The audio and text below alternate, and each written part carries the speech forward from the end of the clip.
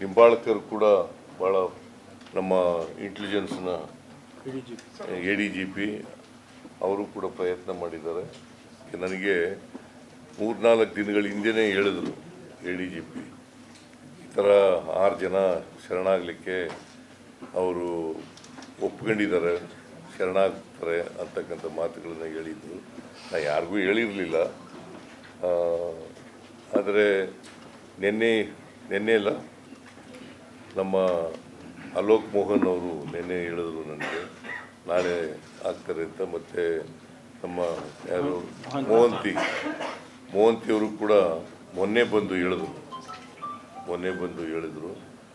So ಇವರೆಲ್ಲ ANF-ನಲ್ಲಿ ಕೆಲಸ ಮಾಡಿರ್ತಕ್ಕಂಥ ಎಲ್ಲರಿಗೂ ಕೂಡ ಧನ್ಯವಾದಗಳನ್ನು ಹೇಳಲಿಕ್ಕೆ ಬಯಸ್ತಾ ಇದ್ದೇನೆ.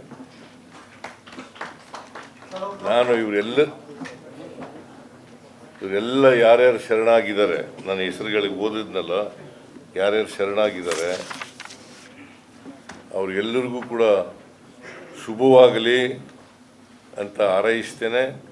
ಮತ್ತು ಸರ್ಕಾರ ಅವರು ಏನೇನು ಈಗ ಅಹವಾಲುಗಳನ್ನು ಹೇಳಿದ್ದಾರೆ, ಒತ್ತಾಯಗಳನ್ನು ಮಾಡಿದ್ದಾರೆ, ಆ ಒತ್ತಾಯಗಳನ್ನು ಕೂಡ ಎಲ್ಲ ಒತ್ತಾಯಗಳನ್ನು ಕೂಡ ಸಹಾನುಭೂತಿಯಿಂದ ಸರ್ಕಾರ ಪರಿಗಣಿಸ್ತದೆ ಅಂತಕ್ಕಂಥ ಮಾತುಗಳನ್ನು ಹೇಳಲಿಕ್ಕೆ ಬಯಸ್ತಾರೆ. ಯಾರಿಗೆ?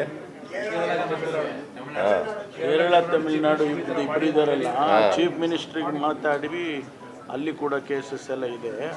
ಅವ್ರ ಜೊತೆಲೂ ಮಾತಾಡ್ತೀನಿ. ಕೇರಳ ಚೀಫ್ ಮಿನಿಸ್ಟರ್ ಜೊತೆ ಮಾತಾಡ್ತೀನಿ, ತಮಿಳುನಾಡು ಚೀಫ್ ಮಿನಿಸ್ಟರ್ ಜೊತೆಲೂ ಮಾತಾಡ್ತೀನಿ.